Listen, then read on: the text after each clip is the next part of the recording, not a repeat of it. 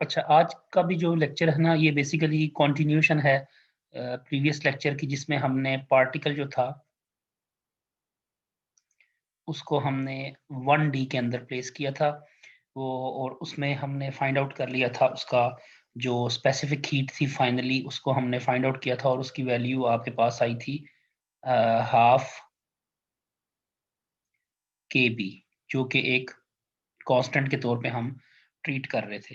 तो अब हम इसी पार्टिकल को जो 1D में था, अब इसको हम 3D में ले लेते हैं और इसी पार्टिकल को 3D बॉक्स के अंदर हम फिट करेंगे, रखेंगे, और फिर इसको हमने फाइंड आउट करना है इससे चीज़ों को। तो जो सबसे पहली बात की जी, इसका जो पार्टीशन सॉरी इसका जो वेव फंक्शन होगा एक्स वाई और जी के हिसाब से, जब हम उसको लिखेंगे तो आपको पता है कि 3 डायमेंशन के अंदर उसी तरीक़ाकार से sine of n pi x और लेट्स से डायमेंशन को हम एल ले लेते हैं।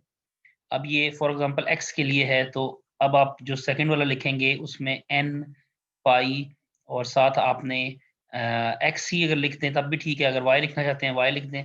यहाँ पर आप इसको n1 कह दें, इसको n2 कह लें।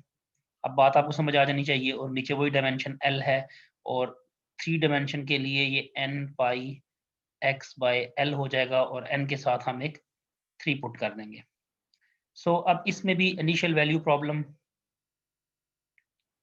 And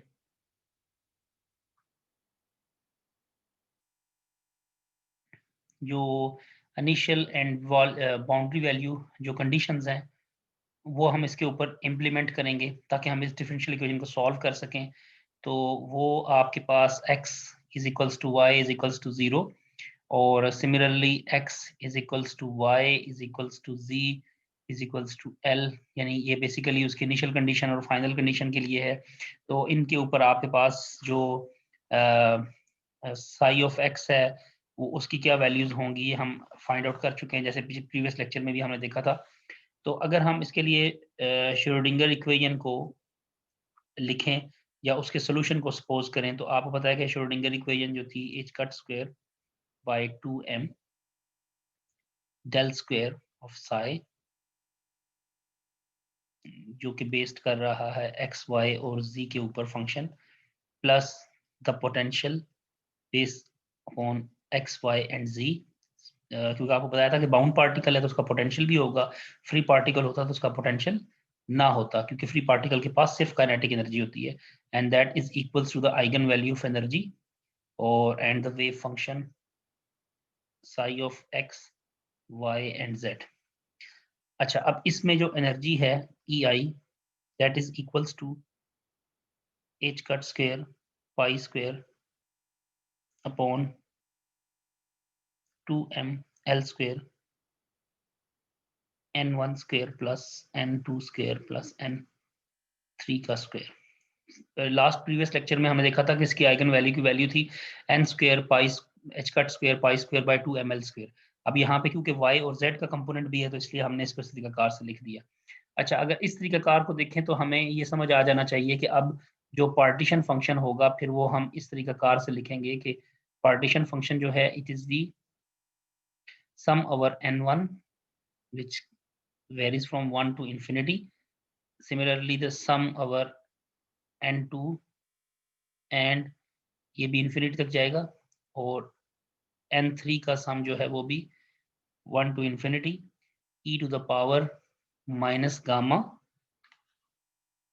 times n1 square n2 square n3 square. तो अगर हम इस पार्टीशन फंक्शन को सिर्फ ट्रांसलेशनल फॉर्म के लिए लिखें, तो ये जो पार्टीशन फंक्शन है इनको इकट्ठा करके for example summation over n1 varies from 1 to n, ये 1 से चली थी, और e to the power minus gamma times n1 का square, similarly n2 from 1 to infinity e to the power minus gamma n2 का स्क्वायर।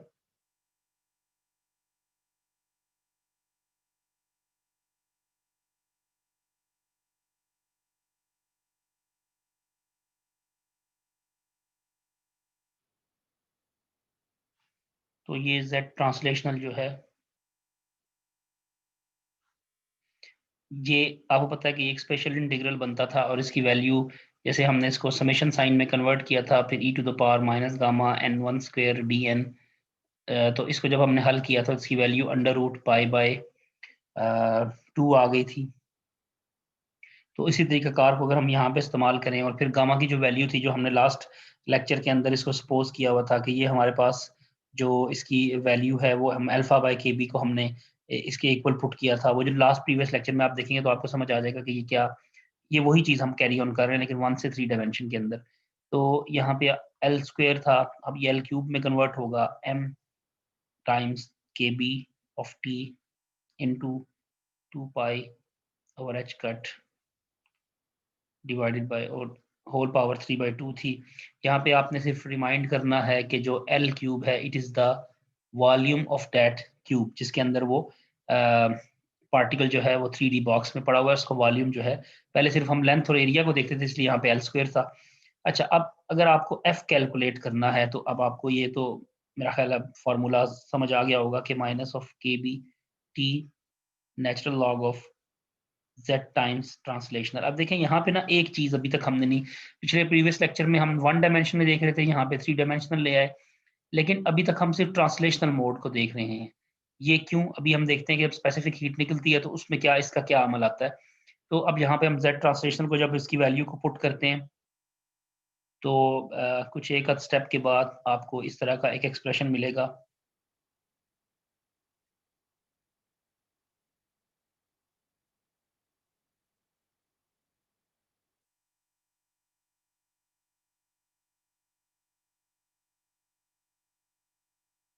ये आपने simply क्या किया है, उसका एच कट का, सॉरी, जो आपके पास जी है पार्टीशन फंक्शन है ट्रांसलेशनल, उसका आपने उसके ऊपर नेचुरल लॉग ऑपरेट कर दिया है।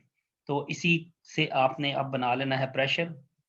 तो प्रेशर बनेगा आपके पास partial F by partial v at constant t, और इसको जब आप फाइंड आउट करेंगे तो ये सिंपली के बी ओवर वी आ जाएगा। यहाँ से ये P V is equals to n R T जो होता है, तो यहाँ पे अगर फॉर 1 पार्टिकल है तो ये के बी टी आ जाता है, अगर एन पार्टिकल होता है तो यहाँ पे एन का फैक्टर आ जाता। तो ये सिंगल पार्टिकल के लिए है, एन पार्टिकल के लिए अगर हम इसी को एन पार्टिकल के लिए लिखेंगे तो ये पी वी जो है that is equals to n k B T बन जाता है, जो कि एक सिंपली इक्वेशन जो है आइडियल गैस के लिए वो आपके पास आ जाती है। लेकिन इसमें याद रखिएगा कि ये जो इक्वेशन होती है ना, P V is equals to n k B T, ये वैलिड उस वक्त होगी जब ये पार्टिकल जो होंगे ये नॉन इंटरेक्टिंग होंगे। अगर इंटरेक्टिंग पार्टिकल लेके आएंगे तो फिर तो आपको पता है क्वांटम मैकेनिकली जो ट्रीटमेंट है वो आपके पास चेंज हो जाएगी। अच्छा, इसी तरीका कार को फॉलो करते हुए अगर हमें एस को फाइंड आउट करना है जो कि है एंट्रोपी, तो एंट्रोपी जो है partial F by partial T होता है which is equals to V, और इसकी वैल्यू जो है अगर हम पिछले फार्मूला में जो हमने एफ मालूम किया था उसके मुताबिक natural log of v plus 1/2 natural log of m times k B t by 2 pi h cut square plus 3/2, इस तरह का एक्सप्रेशन आपके पास बनेगा। और अब हम स्पेसिफिक हीट की तरफ अगर चले जाएं तो स्पेसिफिक हीट आपको इस फार्मूले से फाइंड आउट होनी है, partial S by partial T multiplied by T at constant V. तो जब आप इस फार्मूले एस में से इसको निकालने की कोशिश करेंगे तो आपको इसका जो जवाब मिलेगा वो 3/2 टाइम्स के बी होगा। किसके लिए? For single particle in 3D box. ठीक है जी। तो उसके लिए स्पेसिफिक हीट आपके पास ये आएगी। अगर आपके पास n पार्टिकल्स हों तो फिर क्या होगा, फिर आपके पास जो स्पेसिफिक हीट है वो 3n के बी बाई 2 आएगा। लेकिन इन दोनों एक्सप्रेशंस को अगर आप देखें तो आप एक चीज को आइडेंटिफाई कर चुके हैं कि ये दोनों एक्सप्रेशन जो हैं ये कांस्टेंट अमाउंट रखते हैं, यानी स्पेसिफिक हीट किसी भी बॉक्स के अंदर आप पार्टिकल को रखें 1D के अंदर, 2D के अंदर या 3D के अंदर, उसकी स्पेसिफिक हीट कांस्टेंट आ रही है एक चीज। और इसमें आपने जो शराइत लगाई थी वो तो आपको पता है, शुरू में आपने ट्रांसलेशन लिया, लेकिन अभी एक चीज मैंने आपको बताई है कि ये पार्टिकल्स कौन से होंगे, नॉन इंटरेक्टिंग पार्टिकल्स होंगे, तब जाके आप ये कैलकुलेशंस कर सकते हैं। ये रिमाइंडर के तौर पे आपने ज़हन में रखना है कि ये पार्टिकल नॉन इंटरेक्टिंग है। अगर ये इंटरेक्टिंग होंगे तो फिर क्या होगा? अगर फॉर एग्ज़ाम्पल ये पार्टिकल इंटरेक्टिंग भी हो जाएँ, तो फिर आप एस, सीवी, पीटी वगैरह को कैलकुलेट नहीं कर सकते। You can't calculate the value of a specific heat at constant volume, the entropy, the pressure etcetera. तो इनकी कैलकुलेशन आप इस तरीकाकार को फॉलो करते हुए नहीं कर सकते, फिर क्वांटम मैकेनिकल ट्रीटमेंट जो होगी वो इसकी चेंज हो जाएगी। तो ये एक्सप्रेशन था जिसकी मदद से हमने 3D के लिए इसको फाइंड आउट करना था।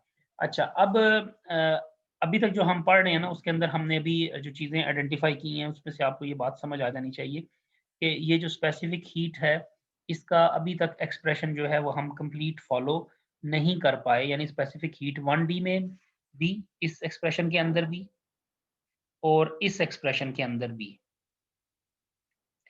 कांस्टेंट आई है, ठीक है? ये भी कांस्टेंट है और ये वाली भी कांस्टेंट है। तो अगर ये कांस्टेंट आई है, इसका मतलब है स्पेसिफिक हीट कांस्टेंट है? नहीं, ऐसा नहीं हो सकता। मटेरियल वाइज़ स्पेसिफिक हीट तो आप कैलकुलेट कर सकते हो। तो इसका मतलब है कोई चीज़ हम मिस कर रहे हैं। अभी हमने कहा कि नॉन इंटरैक्टिंग पार्टिकल है, इससे कभी स्पेसिफिक हीट इंटरैक्ट नहीं कर सकती, मतलब इसमें चेंज आएगा, लेकिन ये कंप्लीटली इस चीज़ की ज़िम्मेदार नहीं है कि ये कांस्टेंट क्यों है। तो अब हम बैक एंड पे जो हमने देखा था कि हमने स्पेसिफिक हीट को जब फाइंड आउट करने के लिए हमने एक पार्टीशन फंक्शन निकाला था, तो वो पार्टीशन फंक्शन हमारे पास ट्रांसलेशनल फॉर्म का था। तो why not rotation and vibration, ये मोड्स हमने इस्तेमाल नहीं किए।